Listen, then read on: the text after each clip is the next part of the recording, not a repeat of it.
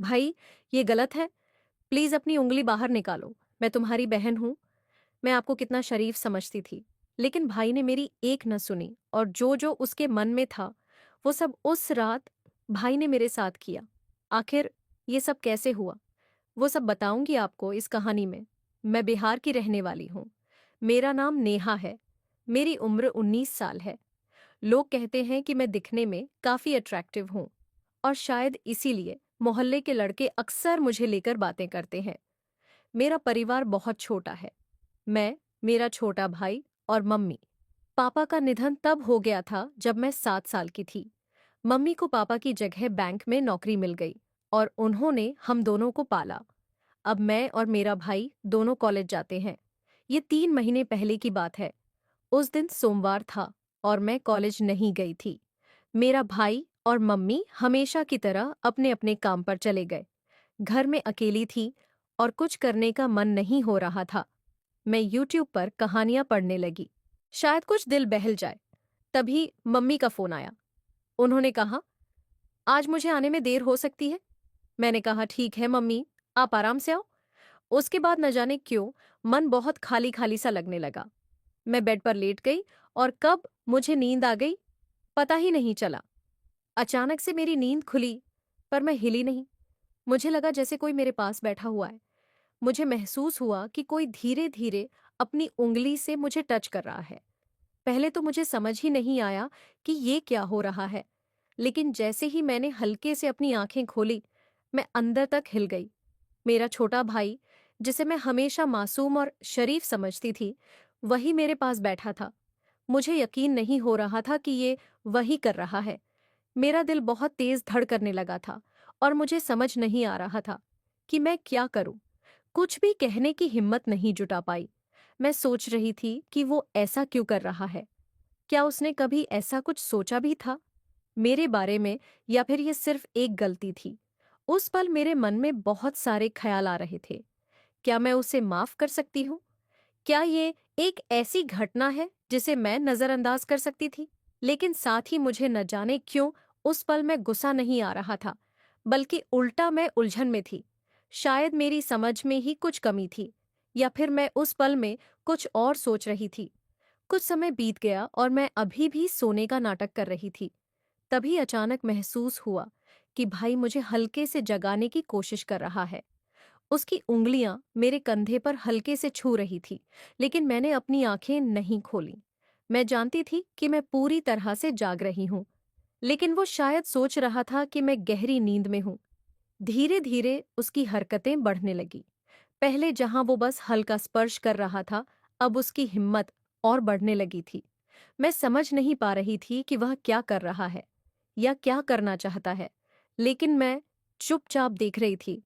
मेरे मन में कई सवाल उठ रहे थे। ये मासूम भाई अचानक इतना बदल कैसे गया? उसने ऐसा क्यों किया? मैं समझ नहीं पा रही थी कि वह मुझे नींद में क्या खिलाने की कोशिश कर रहा था।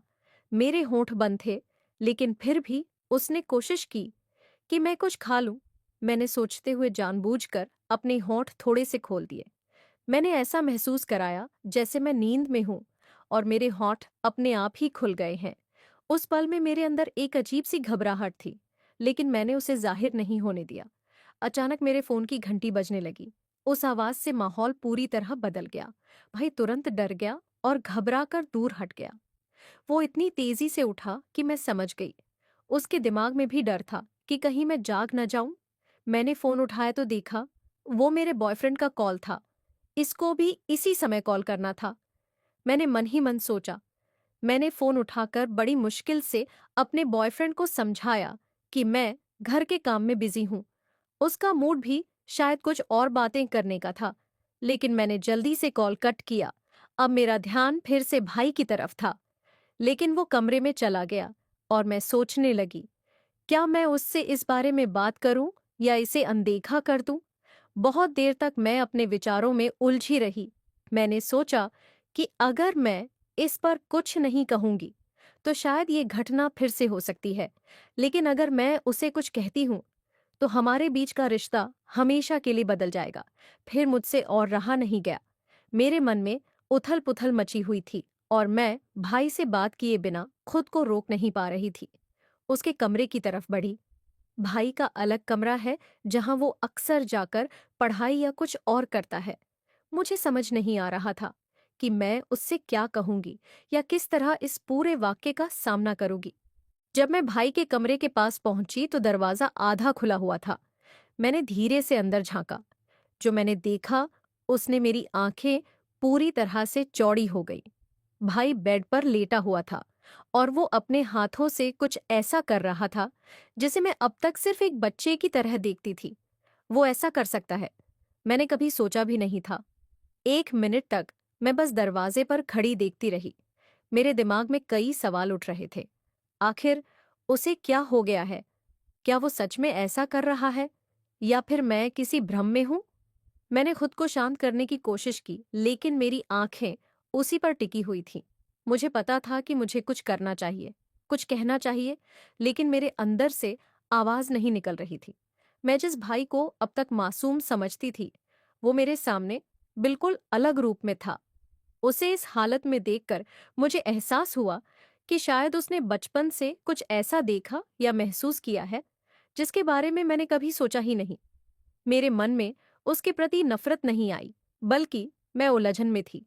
मैं समझ नहीं पा रही थी कि ये उसकी कोई गलतफहमी है या फिर कुछ और। मैंने धीरे धीरे दरवाजे से हटने का फैसला किया। मुझे नहीं पता था कि अगर मैं उसे इस हालत में टोकूंगी तो हमारे बीच क्या होगा। मैं मन ही मन सोचने लगी कि उसने मेरे साथ कुछ गलत कर दिया तो। उतने में उसने मुझे देख ही लिया और वही हुआ जिसका मुझे डर था। भाई को मुझे देखकर रहा नहीं गया और उसने मेरे पास आकर वो किया जो वह न जाने कितने दिनों से करने की तमन्ना थी। अगर आप जानना चाहते हैं कि आगे क्या हुआ, तो मेरे साथ जुड़िए। कल कहानी में दिलचस्पी और भी बढ़ने वाली है, और यदि आप इसे बिल्कुल भी मिस नहीं करना चाहते हैं, तो अभी चैनल को सब्सक्राइब करें ताकि हर अपडेट आप तक सबसे पहले पहुंचे।